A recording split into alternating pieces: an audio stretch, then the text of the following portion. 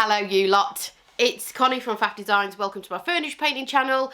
Every week I bring you a piece of furniture or home decor that I upcycle or paint. This week it's just going to be a small piece because I'm still recovering from my holiday, still a little bit in holiday mode. So as you know, last week I did a little wall shelf for my kitchen, which I absolutely love, and I'm going to introduce some pieces of red in my kitchen. This is a mirror with a little shelf on it. I picked this up for, I think it was less than £3 from a charity shop, with the intention of turning this into, oh look, you can see all my, oh don't, oh you can see the camera. With the intention of turning this into a chalkboard, so I can basically leave written instructions for people in my family. So jobs lists and things like that. So I'm going to basically upcycle this old mirror, which is a bit dirty and grim, into a chalkboard which fits in with my kitchen.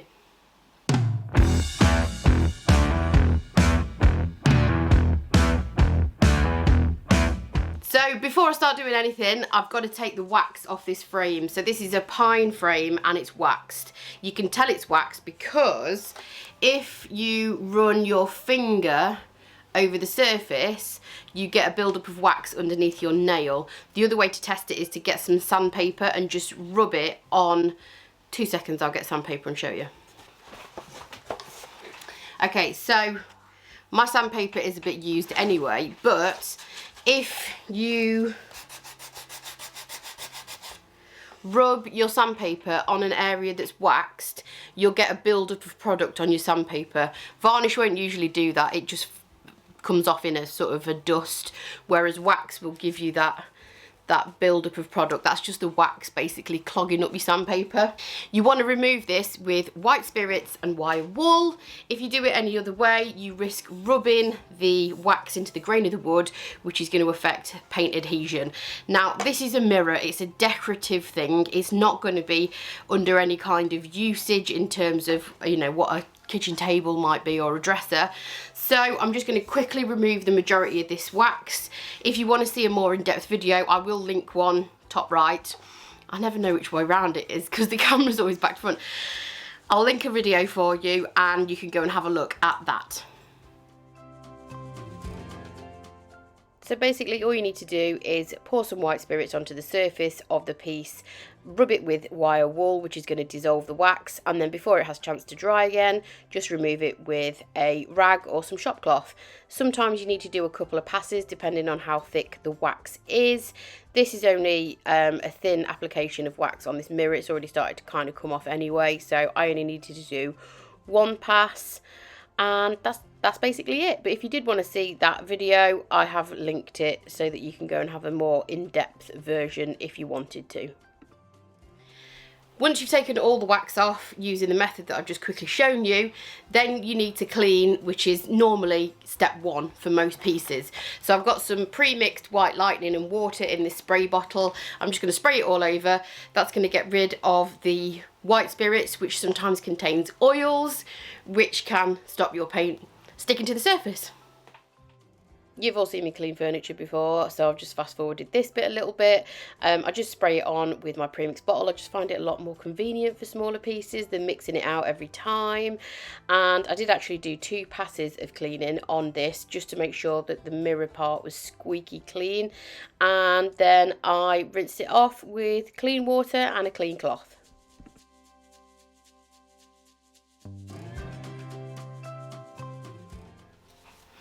Okay, so once you have de-waxed, if you needed to, cleaned, rinsed and let it dry, you are ready to prep the glass section ready for making that a chalkboard. So my chalkboard is going to be obviously where the mirror is now, and then I'm going to paint the frame in a colour that matches my kitchen decor, which is going to be red.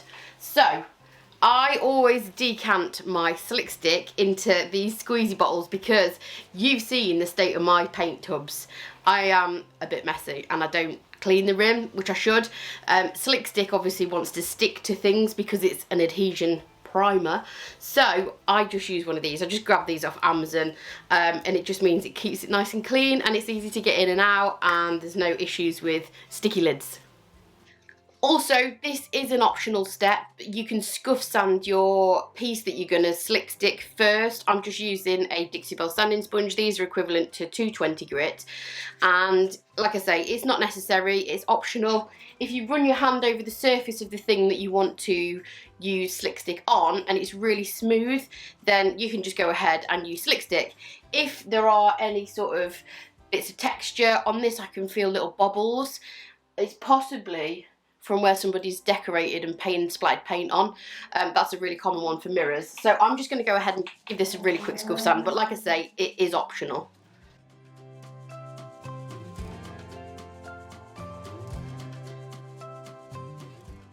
I always use a synthetic flat brush with my primers. That just promotes the slick stick or the primer to apply very smoothly and evenly. You can also use a roller for an even finish as well. So as you can see, I'm using quite a small brush for this because it is a small area.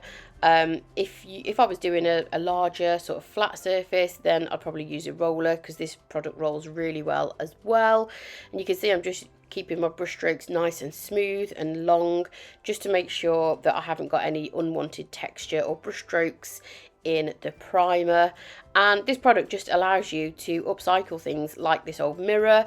Ordinarily you wouldn't get sort of very good adhesion on surfaces like this without slick stick, so it opens up the possibilities of being able to upcycle things like metal, plastic, laminate and those kind of surfaces that you would ordinarily struggle to get adhesion on. First coat's on super quick and easy, and obviously it covers really well. I'm going to have to leave that to dry until I can apply my second coat. Then that's got to be left 24 hours before I can do anything else with it. I often wrap my brushes up in between coats. The only time I don't do that is with primer, because I just tend to find that it dries out really quickly and sticks to the bristles. So I do always wash my brushes out in between coats of slick stick and coats of Boss. For a really smooth finish, I use a Dixie Belle sanding sponge in between coats of slick stick just to remove any bits of unwanted texture, and then I'm going to go ahead and apply the second coat in exactly the same way as the first one. So the key to slick stick is the drying time.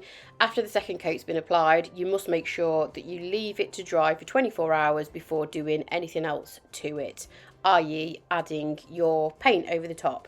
So 24 hours later, we're going to fast forward, and I'm just giving the framework a little sand with the sanding sponge, and I'm also just going over the primer as well. So this is the product that I need for my chalkboard, and I'm going to apply it with a synthetic brush. I'm misting the area slightly first, very, very light spritz of water on the surface. That's just going to promote the paint to lay flat and smooth. I don't want any unwanted texture in this for when I'm writing my jobs lists out.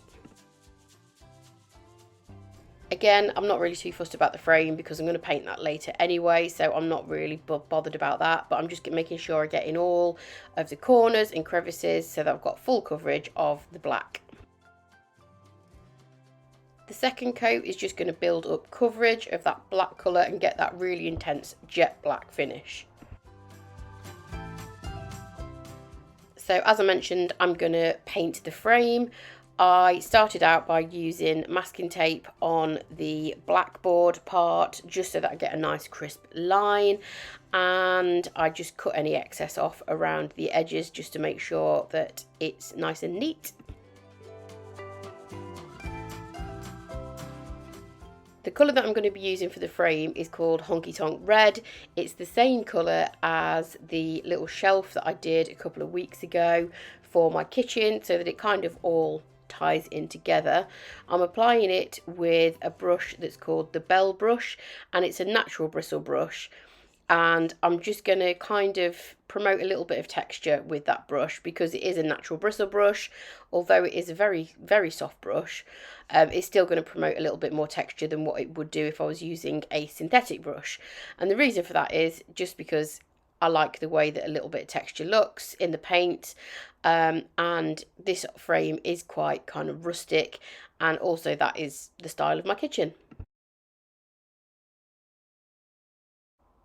This paint covers really well. I mean, you can see how well that first coat's covered, but I did apply a second coat just for full coverage and to make sure I'd covered all the parts of the frame.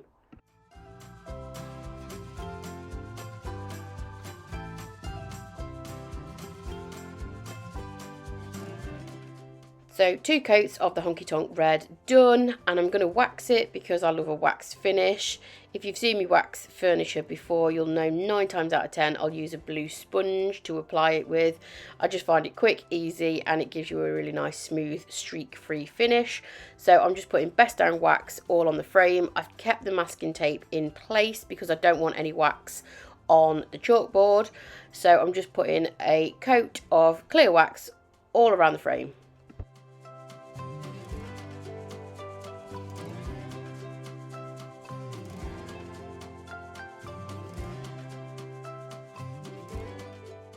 You all know how much I love a bit of black wax, so I'm going to apply some of that, and I'm using Best Down wax in black with a French tip brush just to get in sort of the corners of the frame and add a little bit of depth and dimension. It's also going to pick out any areas of the wood grain that are kind of not perfect, which is the kind of look that I want to go for. A little bit rustic, a little bit kind of weathered around the edges.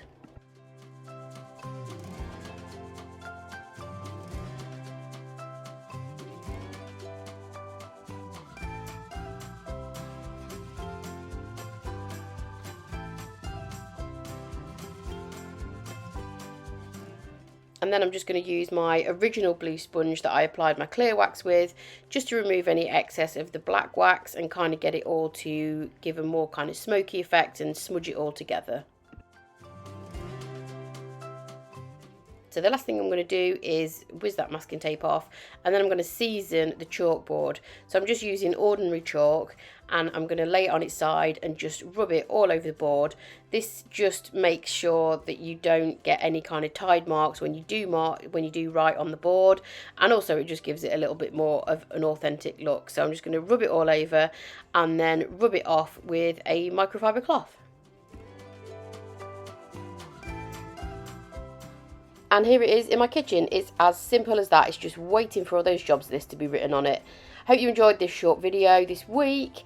Make sure you subscribe to my channel, and thank you for watching.